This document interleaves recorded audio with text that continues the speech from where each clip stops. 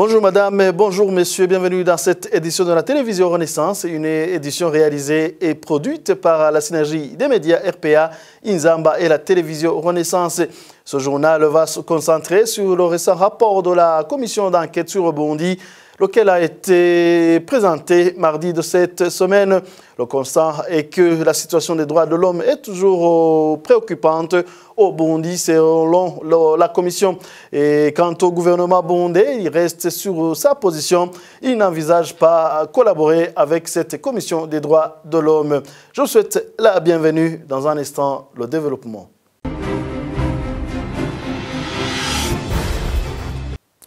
Encore une fois, bienvenue. La situation des droits de l'homme est toujours préoccupante au Burundi, selon la commission d'enquête sur le Burundi.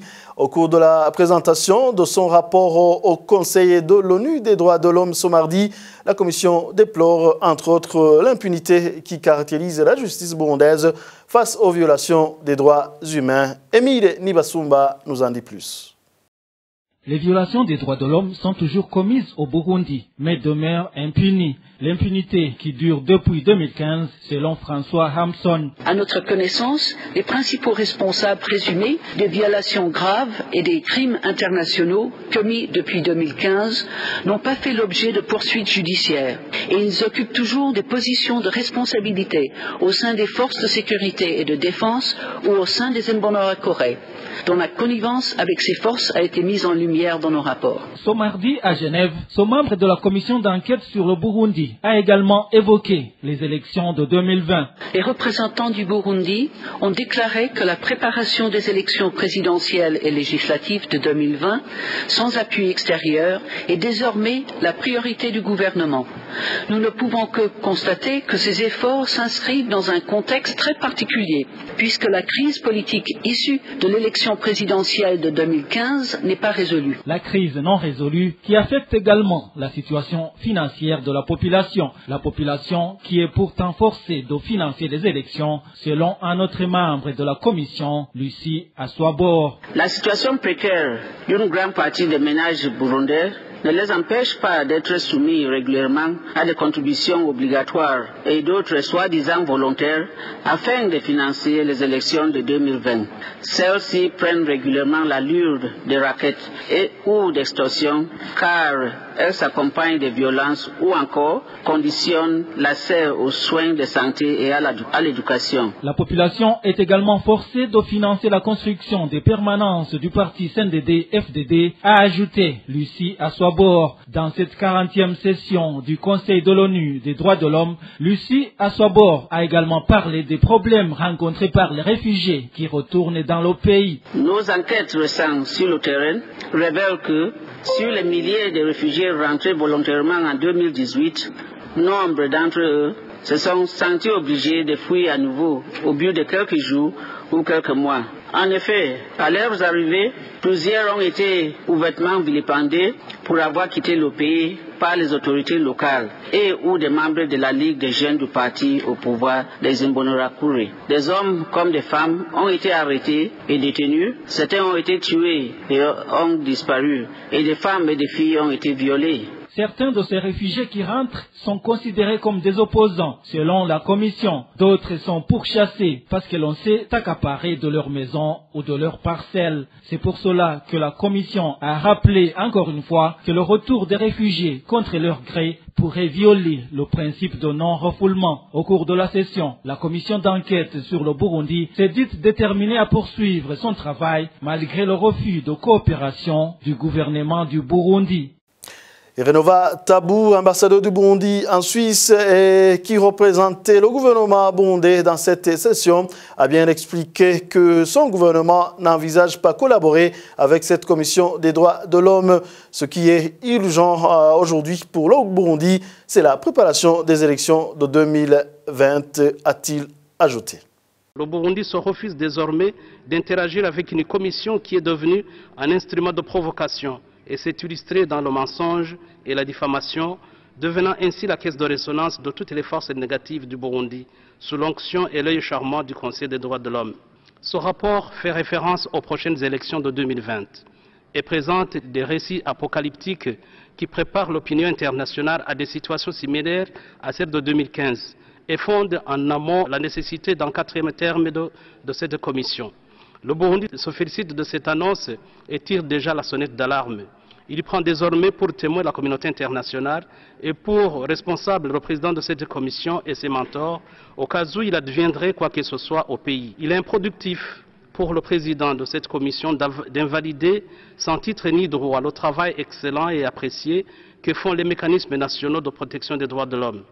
Pour que la communauté internationale soit convaincue de la réelle coopération du Burundi avec les organes onusiens, le Burundi ne doit jamais hypothéquer sa souveraineté.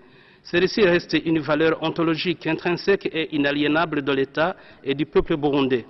Et le dialogue franc continue avec le Haut Commissariat des droits de l'homme, en dépit des mauvaises langues sur la fermeture de son bureau pays. Devant ce rapport politique et distrayant, le Burundi voudrait inviter ses partenaires à entrer plutôt dans la logique d'une coopération constructive basée sur le respect et l'égalité des États. En terminant, le Burundi voudrait d'abord attirer l'attention du Conseil que les rapports de cette commission ne visent qu'à saper les efforts du gouvernement à consolider la paix et la réconciliation du peuple burundais. Il informe ensuite qu'il est déjà en marche vers les élections de 2020 et que tous les instruments nécessaires sont bien pensés.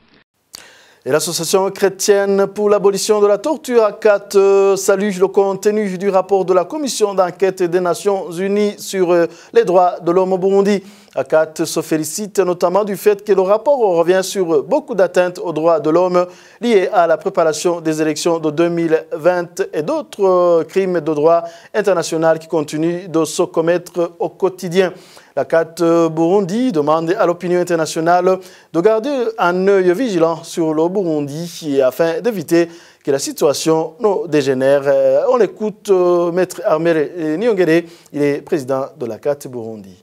Nous avons déjà montré qu'il y a beaucoup de violations des droits de l'homme, vu que la population continue à être intimidée et parce qu'il y a l'administration de base qui continue à demander des vivres, à demander des bétails, à demander des cotisations forcées, alors qu'ils savent bien que la population de base n'a plus d'argent, que les Burundais sont tellement pauvres à ce qu'ils ne puissent pas faire des cotisations pareilles. Et nous avons aussi observé lors de la déclaration orale de la commission d'enquête que le Burundi a réussi à s'isoler dans le monde entier et en plus dans le contexte africain.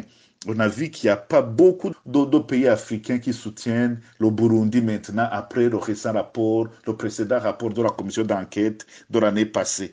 Donc le Burundi a réussi à s'isoler dans le monde entier. Et la commission a dit aussi qu'il va aussi s'intéresser, continuer également à faire des enquêtes sur les violations des droits économiques et sociaux, et en particulier les liens avec les droits civils et politiques. Nous avons aussi salué cela parce qu'on sait bien qu'il y a un lien entre les violations des droits économiques et sociaux avec les droits civils et politiques. Donc nous avons salué ces déclarations de la commission d'enquête et nous avons demandé à la commission d'enquête et aux Nations Unies surtout de continuer à faire un œil vigilant au Burundi parce que nous sommes face à une violation flagrante des droits de l'homme. Nous avons salué le travail de la commission d'enquête et nous allons continuer à soutenir cette commission d'enquête parce que nous avons même démontré qu'au Burundi, il n'y a plus aucun mécanisme pour protéger la population burundaise. Et le Burundi devrait changer d'approche et se rendre compte qu'il est totalement isolé. Cela va leur permettre de renouer avec les instances onusiennes afin de retrouver confiance en la communauté internationale. C'est la solution que propose ici Nicolas Agostini, représentant de Defendaz auprès des Nations Unies. La session d'hier au Conseil des droits de l'homme à l'ONU a montré que le Burundi est totalement isolé à présent diplomatiquement. Il n'y a eu aucune intervention du groupe africain en soutien au Burundi. Il y a eu simplement quelques États, mais qui parlaient plus de leur propre situation que de la situation du Burundi, qui sont venus défendre le gouvernement. L'isolement est quasi total aujourd'hui. Donc l'analyse et le calcul de la communauté internationale, c'est de maintenir la pression afin que le gouvernement burundais se rende compte à un moment donné qu'il ne peut plus continuer comme ça, non seulement à Genève, mais aussi au niveau régional, parce que là, le gouvernement est totalement isolé. En tout cas, la commission d'enquête de l'ONU a fait part hier lors de sa présentation de la poursuite des violations sur le terrain, avec même un gouvernement qui durcit sa répression suite à la fin officielle des opérations du bureau du haut-commissaire aux droits de l'homme dans le pays. La voie de sortie, elle est à trouver par tous les moyens possibles au niveau des mécanismes internationaux, donc l'ONU, au niveau des mécanismes régionaux, mais à ce stade, il incombe au gouvernement de changer d'approche et de se rendre compte qu'il est absolument et complètement isolé et que cela ne peut pas continuer ainsi. En tout cas, au niveau de l'ONU, la commission d'enquête poursuit son travail. Au niveau régional, les mécanismes poursuivent leur travail et au niveau de La Haye, du siège de la Cour pénale internationale, le travail également se poursuit avec une enquête qui pourra mener à la mise en accusation des principaux responsables du pouvoir burundais actuel pour des crimes de droit international. Quittons à présent la synergie des médias pour continuer avec cette édition. De personnes accusées d'escroquerie ont été arrêtées par la police nationale burundaise en date du 4 février. Lila Gendanwa Gérard et Ngabonziza Elissa faisaient ce vol en utilisant des téléphones mobiles et les réseaux sociaux sous les noms des hautes autorités du pays, comme l'explique ici Pierre Mouriquier, porte-parole du ministère de la Sécurité publique.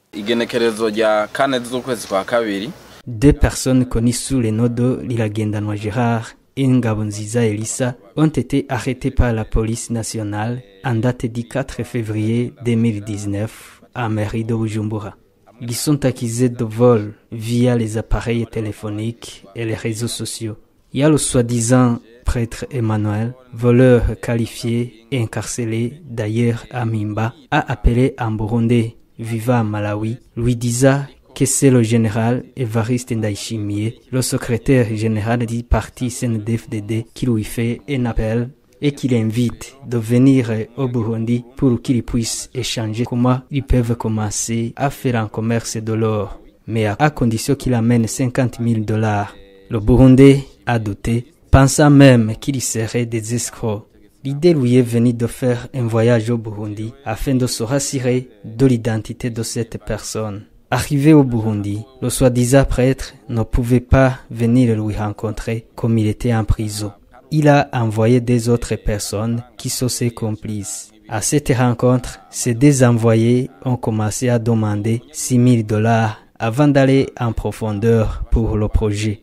Comme le Burundais venu du Malawi avait déjà informé la police, ils ont été appréhendés sur la même place. Nous faisons alors un appel à la population burundaise, interne et externe, que ces gens existent et continuent à voler le peuple burundais. Qu'ils soient alors vigilants.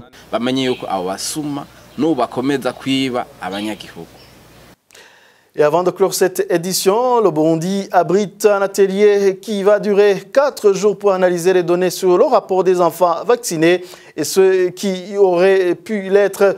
Les pays de l'Afrique centrale, le Madagascar et le pays de Comores ont participé dans cet atelier. Le représentant de l'OMS au Burundi explique la nécessité d'une analyse des données des différents pays avant de les transférer à l'OMS. Suivez. Chaque année, les pays se rencontrent pour revoir quelles sont les couvertures.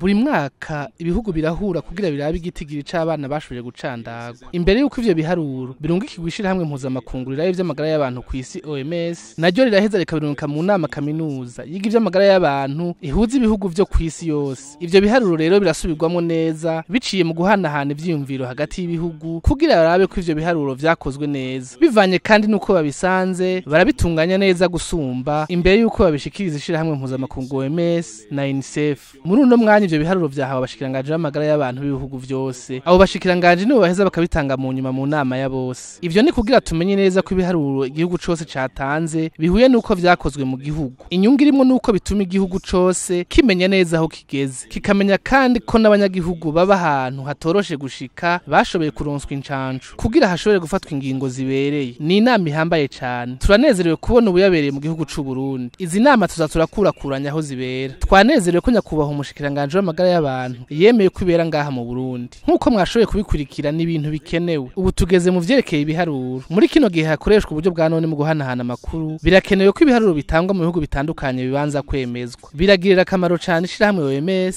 co kimwe n'ishirahamwe UNICEF n'ayandi mashirahamwe akorera mu bijanye n'amagara y'abantu eka mbere n'ubushikiranganje bw'amagara y'abantu à la qualité de données comme l'UNICEF, comme les partenaires de Gavi et comme le ministre de la Santé en premier lieu. Et voilà, c'est ici que prend fin cette édition. Merci à vous de nous avoir tenu compagnie. À la prochaine.